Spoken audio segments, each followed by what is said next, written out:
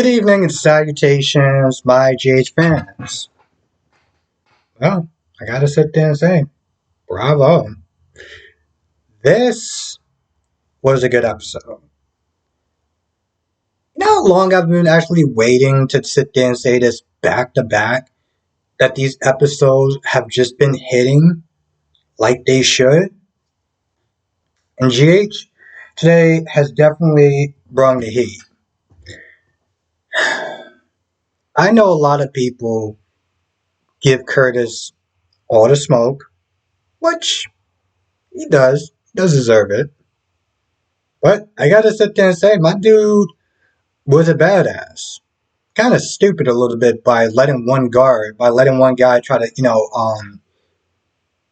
sneak up on him. But all in all, dude was a bona fide badass. All right, even the people that don't like him have to sit there and look at that and be like, "This thing."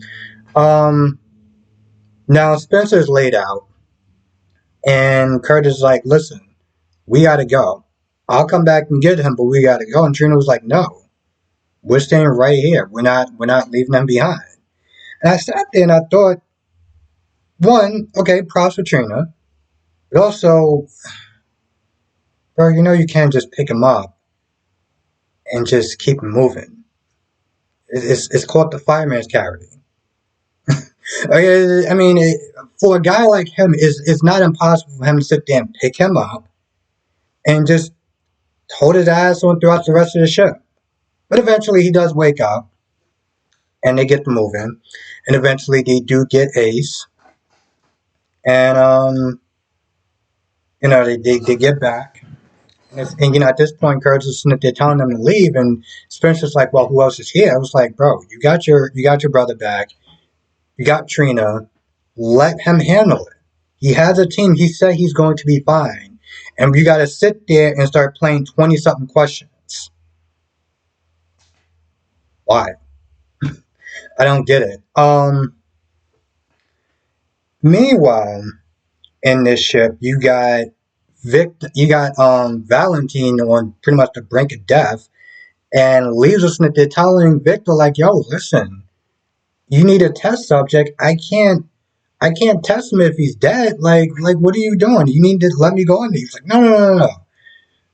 Let's wait a little longer." He starts asking about the question like, "Who else is with you? Come on now, don't die for nothing. Your daughter would sit there and be so upset. Like you gotta sit there and tell me information." I was like, wow, this guy is showing some truth. I mean, this is just evil at this point. This is villainous. And this is what we needed for a while, to sit there and really take him seriously. It's just kind of unfortunate that we couldn't really do that from the beginning. We didn't get this level of threat for a while. All we got was just him sitting there talking about his grandmaster plan that he's been talking about for like a good year and a half, maybe 2 years. I've lost track. Now, we're actually seeing this dude is out of his mind and he needs to be taken seriously. And the fact that he is looking at his son bleeding and dying and being like, "No, I want to know what I'm going to know. And then I'll give you the antidote." You know, this dude is out of it. He's so out of it that he is sitting there seeing Helena Cassadine. And, granted, we had an idea that this wasn't going to be like her really coming in or anything like that. Long story short, she wants to drag this dude down to hell. Because, Valentine's like, "Save me, save me." He was like, "Oh, I'm not here to save you. I'm here to take you somewhere. Like down there. Down there." I was like, "Yeah, that's what I'm here for." And of course, she would be the angel of death. You know? Meanwhile, throughout that whole show, you got Laura and Drew. Laura Smith there playing captive to lower the guard, lower the guards, like lower the guard's guard, and then Drew takes him out. And honestly, to tell you the truth, I was happy because I was like, they actually have Drew being useful. And granted, Drew is like, they're in this lab, and Drew's like, "Yo, listen, we gotta go. Like, we don't want to sit there and get caught. We gotta move." Um, but Laura does look at one of the boxes or whatever, like one of the vials. Well, the little, I guess, lockbox. They get caught. Laura, when Drew, I guess, started to make like a bit of a fuss, Laura grabbed one of the vials. And of course, Victor, like any other DC villain, has to sit there and lay out his plan. Laura, at this point, grabs one of the vials, out of her pocket, and she holds it up. And at this point, I'm laughing because I'm just like, all right, Laura at this point is like, all right, guys, you want to get crazy? Let's get crazy. We can all die right here, like right here. And you saw the previews because, Victor was like, you know, you can kill us all with that thing. And I'm like, yeah. I was like, Laura was like, yes, let's get crazy. We gonna die. We all gonna die together. Um, Michael's at the hospital. Michael is freaking out because Willow, fainted. And at first, I thought it was Tracy because I wasn't really look. I mean, I thought it was Olivia. Wasn't really looking at it, but it was Tracy and Brooklyn to stay with Wiley. And Michael went to the hospital. Michael's freaking out. He's blaming himself. He's like, did I do this? Now, listen. As much as a jackass as Michael has been, he might have initially caused her to faint, and she was horrified by his actions. So I kind of was like, well, this part, kind of, you didn't help the situation. But let's be honest, this is this disease right there that's literally snitty killing her. I don't understand, and I'm going to say this again, why you couldn't wrap up this Willow storyline by having Liesel do the procedure and then get captured. Because stage 4, and what are we doing at this point? I mean, I understand that they want to sit there and build up the suspense, but there's suspense and then there's, I mean, come on now, she's at stage 4. Like, and like weeks in, almost like a month in, she's in stage 4, and they were spent this saying, you got about a week to maybe a week or two to live. What are we doing at this point? You know? Carly is at Kelly's. Her card gets declined. Her other card gets declined. Then Nina shows up and it's like, oh, I got this. Now, there's a part of me that did kind of chuckle a little bit. I'm like, Carly, you did do this to yourself. You know? You did kind of do this to yourself. And I would have felt bad for Carly in this scenario. They're going back and forth. They're talking about the wedding because, I think Nina was there asking about the wedding. And Carly brought up the wedding, right? But then she brought up now.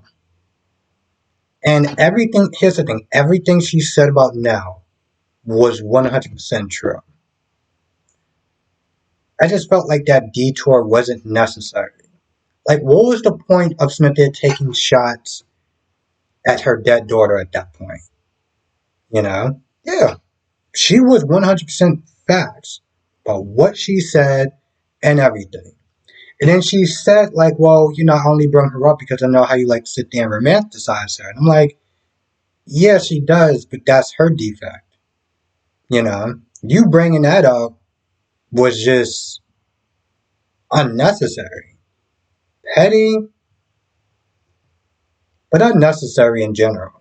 Because that bear no bearings. That had no bearings on the initial about her wedding and Willow's wedding, and she was happy and everything like that. You just decided to just take a cheap shot at her because you were being petty. So at that point, I was like, Carly. Eventually, Ava did come in. Carly left. Carly, she did pay her tab or whatever. I'm like, Carly, you could have just ate that pie later on, but whatever. Um, Ava's not there talking to Nina, and Nina is feeling somewhat bad about the Drew part. Not necessarily the Carly part, but more about Drew now. Drew Smithy trying to help her daughter out, and is going to come back and is going to be arrested and is going to lose everything. So she does feel guilty about that.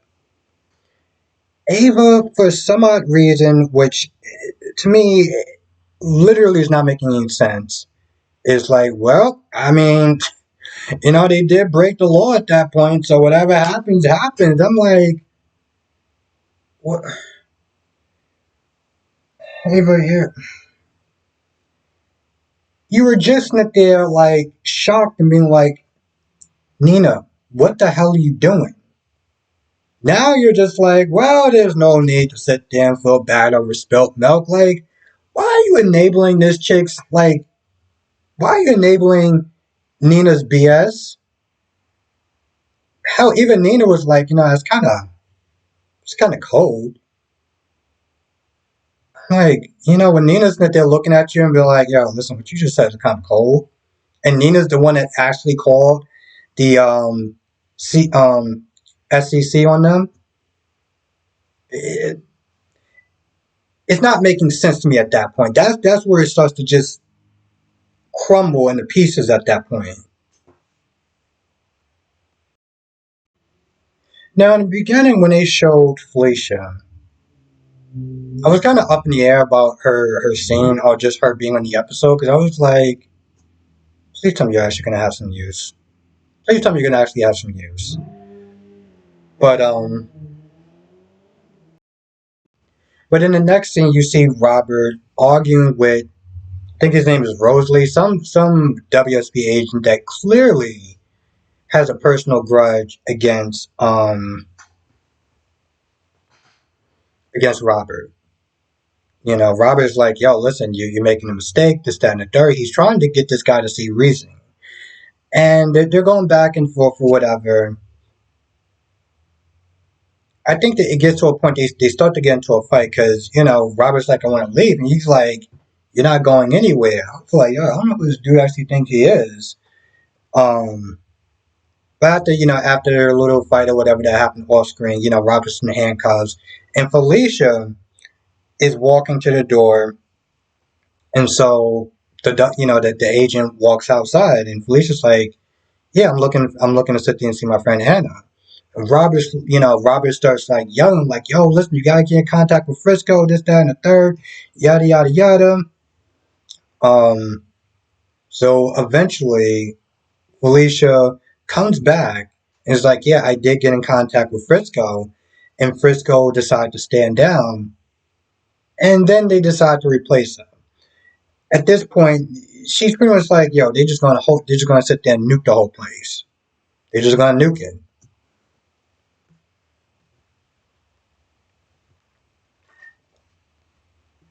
Now, TJ and Liz is in this episode for most of the part.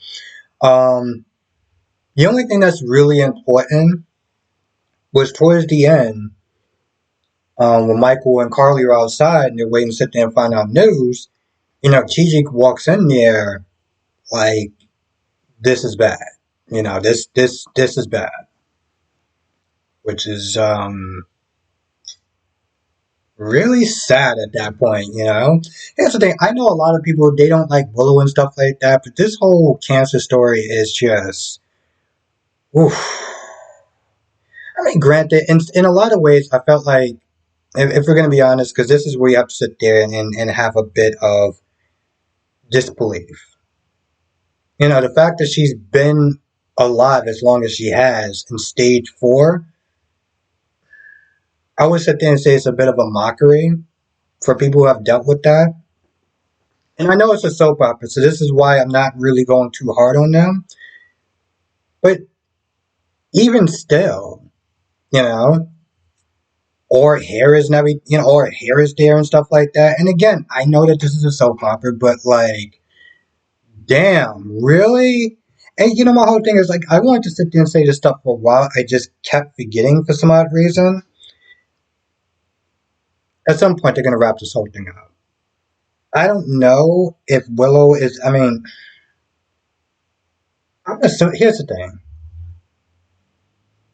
Backseat stuff, backseat drama and stuff like that. I haven't heard anything about the actress that plays Willow with her whole contracting. I don't know if everything's good or not, but even if she's not playing Willow, they may just find somebody else to play Willow. My whole thing is I can't see them just killing her off. They have went through too much trouble to get to this point just to kill her off. Now, if they do, in some ways, I'll be like, "Wow, I really didn't see this coming. That was dark." But I just don't see that happening. I really don't. I'm not gonna lie. I almost actually forgot about the Tracy and Brooklyn scenes.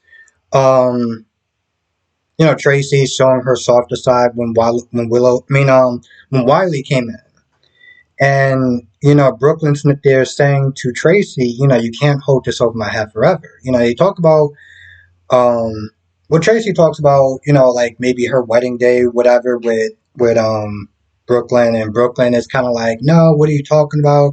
You're not going to use it over my head, this, that, and the third. I still don't understand why Brooklyn is being this hard on herself. I understand that there's a certain level of guilt that she might feel because Chase was doing those things for her, right? But think about how Chase has been acting at this point. He's been acting like an insufferable jackass to her. And yes, she didn't sit there and write the letter in the beginning. Let's be honest, bro. If you didn't do what you did, she wouldn't actually have to sit there and write a letter in the first place. So I don't understand this whole thing about her feeling so guilty. Anyway, long story short, Wiley comes down and Tracy well, tells him a bedtime story about the four little pigs because apparently there was a fourth one. Which I always thought it was a three, but whatever. Anyway, that was pretty much their scene. It was nice. It was cute. Tracy wasn't annoying in the scene. So, all right. Yeah, I feel like that's pretty much about it. I can't really say too much of anything. I can't really think of too much of anything else. But what I will sit there and say, if I did forget something, come to the live stream tonight. Come to the live stream tonight, 8 p.m. Eastern, 5 p.m. Pacific. We're going to be talking about GH. We're going to be talking about YNR, BNB, days. We're going to be talking about this writer's strike because, well, I touched on it yesterday. But we're gonna get into it a little bit more. It's all reality. It also does affect these shows. Obviously, affects everything. So we're gonna be sitting there talking about that, and well, I have some opinions. I have some opinions on one side, and I have some opinions on the other side. And some of them will be favorable, and others, well, yeah. Anyway, with that being said, I'm gonna go. I want to thank you for watching. Stay safe, and I will see you in the next video.